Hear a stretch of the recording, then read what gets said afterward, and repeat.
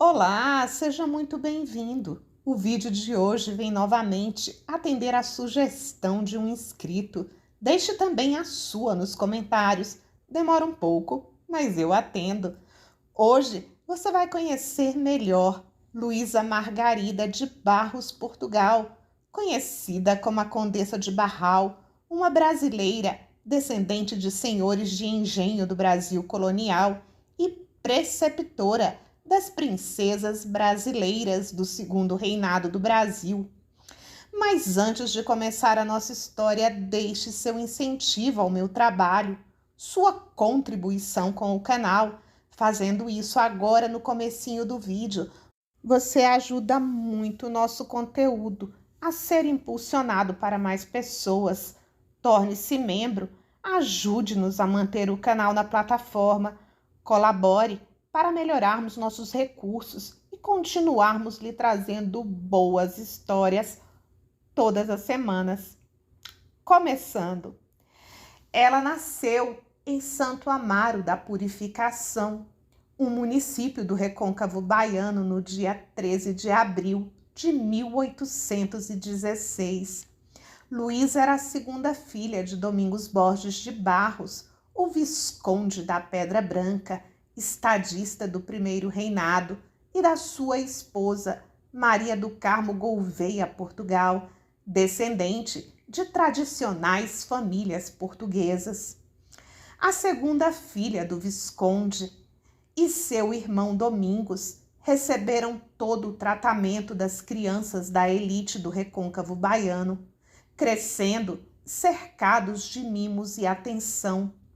Desde cedo, vivia com a família entre o Brasil e a França. Seu pai deu aos dois filhos uma educação esmerada, assim como a dele, ainda cedo, iniciaram o aprendizado, tendo como primeira professora a mãe Maria do Carmo. Com cartilhas de alfabetização e de religião, seus primeiros ensinamentos vieram acompanhados de valores e de princípios éticos. Eles aprendiam as orações cristãs, tabuada, os artigos, preposições e verbos, e também a benevolência e o gosto pelo belo. Também cresceram cercados de muitos livros da enorme biblioteca de seu pai, cujo incentivo permitiu aos irmãos evoluírem rapidamente no aprendizado, passando para ambos os filhos tal herança cultural. Em fevereiro de 1825, na cidade de Paris, Luísa perde seu irmão. Com a morte do filho varão, Luísa passou a concentrar as atenções do pai, bem como todas as expectativas da família. Foi uma criança precoce, herdou do pai a cultura e a firmeza do caráter e era muito inteligente. Adquiriu vários conhecimentos, falava e escrevia fluentemente as principais línguas, escrevia com desenvoltura, ampliou sua vasta cultura por meio das diversas viagens na companhia dos pais. Outra característica marcante em Luísa é que é apontada por biógrafos como uma personalidade forte e tendo um viés de humor. A escrita em seus diários também expõe uma Luísa extremamente feminina, educada, culta e politizada, que carregava consigo a fórmula para obter sucesso aonde quer que ela fosse. Aos 12 anos, seu casamento foi acordado entre seu pai e o amigo deputado Miguel Calmon do Pin Almeida, que nessa época já estava com 32 anos, quando Luísa atingiu 19 anos e chegando o momento de concretizar o antigo acordo das núpcias. Ela afirmou que a união não condizia com sua vontade e se recusou a casar. Seu pai, convencido, tratou de encontrar meios para desfazer o contrato de casamento pré-estabelecido com o deputado. Abre aspas. Quando, de acordo com os costumes da época, seu pai, o diplomata Domingos Borges de Barros, Visconde da Pedra Branca, tentou casá-la com um pretendente bem mais velho. Mesmo ainda adolescente, Luísa não apenas se rebelou, como resolveu escolher o próprio marido, o francês Visconde de Barral. Isso mostra como ela fugia ao perfil submisso ensinado às mulheres de seu tempo. Fecha aspas. Disse a historiadora Maria Celi Chaves Vasconcelos. Luísa então desposou Eugênio de Barral, conde de Barral. Luísa Margarida casou com o homem que lhe rendeu o título e a vida dividida entre o Brasil e a Europa. Esse relacionamento também foi ousado, isso porque o nobre com quem ela escolheu se casar tinha apenas título e não fortuna, que costumava ser a motivação por trás das uniões matrimoniais naquele período. O pai da Condessa de Barral, Domingos Borges, também era um homem singular para a sua época. Além de dono de um jornal de poesias e membro da maçonaria, uma de suas características marcantes é que era um grande defensor da abolição da escravatura.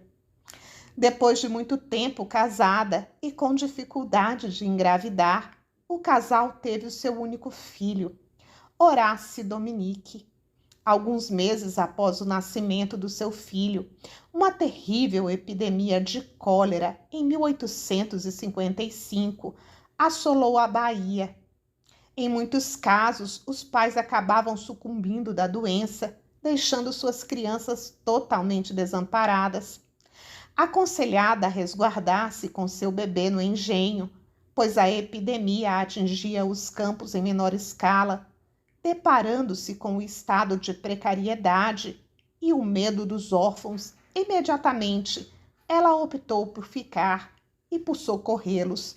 Estabeleceu uma forma de angariar donativos com outras senhoras da sociedade e fixou lugar para montar um abrigo a fim de receber as crianças desvalidas.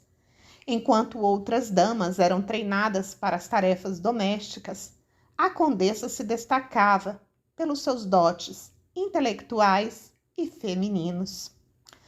Com o seu casamento, ela se tornou amiga pessoal e dama de companhia de Dona Francisca de Bragança, a princesa de Joinville, irmã de Dom Pedro II. Seria na Europa que a Condessa de Barral passaria a acumular todos os dotes físicos e intelectuais tão fascinantes em uma mulher da aristocracia naqueles tempos.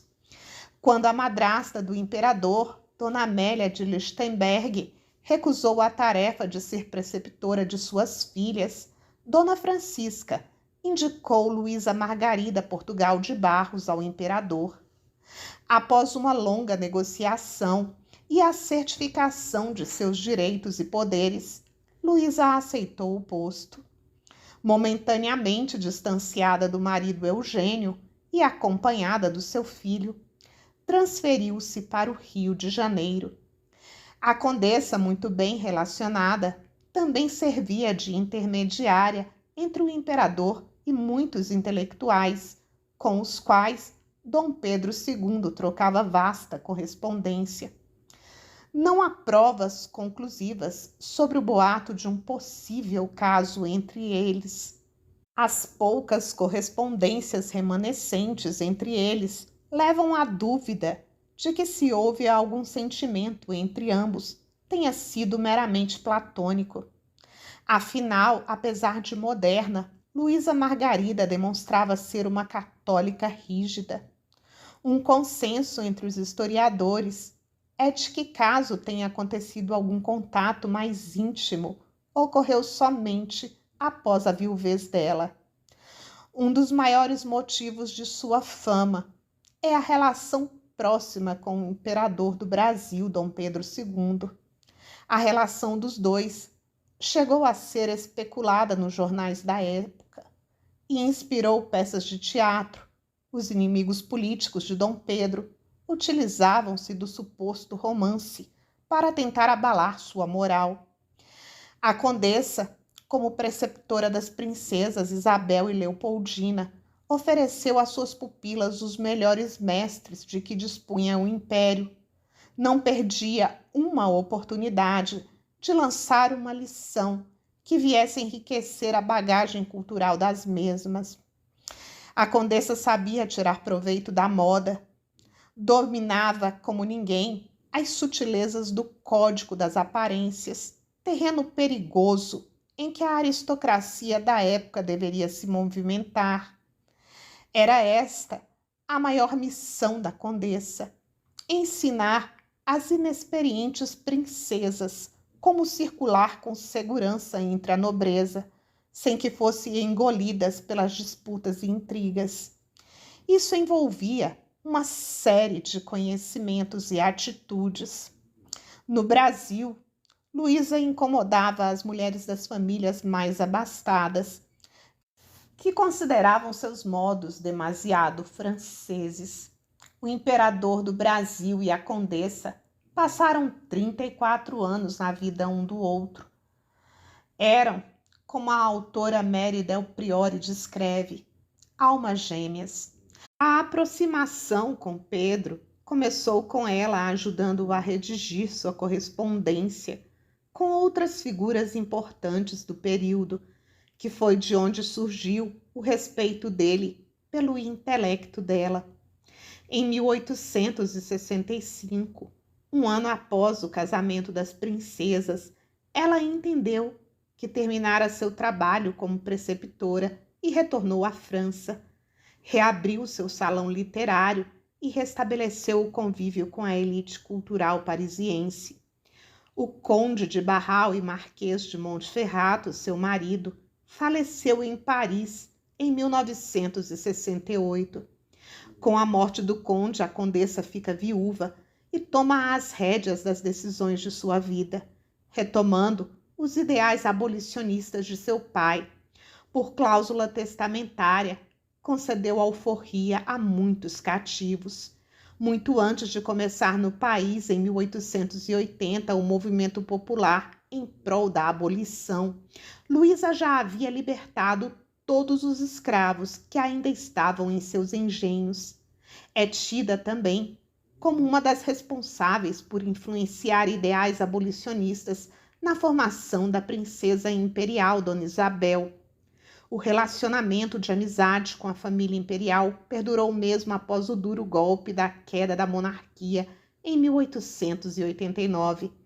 Complacente com a dor da família, Luísa une-se a eles no exílio e os convida para uma temporada em sua residência. A condessa trocava com frequência cartas com o imperador Dom Pedro II e também com sua filha Dona Isabel, lhe enviando conselhos, encomendas e muitas orientações educativas para a instrução dos seus filhos. Sua devoção aos amigos, centenas deles, presentes em sua correspondência e diários, revela que mais do que um sentimento, a amizade era uma prática social alimentada por cartas, convites, salões e favores. Luísa nunca deixou de fazer indicações para cargos, fazendo jus ao ditado: aos amigos tudo, aos inimigos a lei. Os imperadores encontraram-se com a amiga nas duas viagens que empreenderam a Europa, em 1870 e 1887, e nos últimos meses de vida, quando viúvo e exilado, o imperador Dom Pedro II visitou algumas vezes sua residência em Cannes. Seu filho, Horácio Dominique, contraíra matrimônio com Maria Francisca de Paranaguá, filha do segundo Marquês de Paranaguá.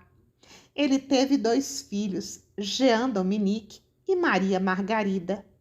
O único herdeiro da condessa seguiu os passos do pai e se tornou diplomata. Abre aspas. Costumo dizer que Luísa não foi amante do imperador, mas sim sua grande paixão. Fecha aspas. Analisa Mary Del Priore, historiadora que escreveu a biografia da Condessa de Barral intitulada A Paixão do Imperador. A condessa viria a falecer poucos meses antes do imperador. Ela viveu seus últimos dias na Europa e faleceu em janeiro de 1891, vítima de pneumonia, com 74 anos de idade. O imperador falece alguns meses depois, também em Paris. Segundo a historiadora Mérida Priori, que escreveu a obra que já citamos aqui, a dupla tinha uma conexão muito mais intelectual do que necessariamente carnal. Na década de 1940, o conde de Barral, seu neto, doou ao Museu Imperial de Petrópolis as cartas trocadas entre sua avó, o imperador e demais membros da família imperial brasileira. E agora que eu já te contei a história, é a sua vez de me contar as suas conclusões, os seus complementos e as suas opiniões e sugestões nos comentários. Nos encontramos por lá. Será uma grande alegria.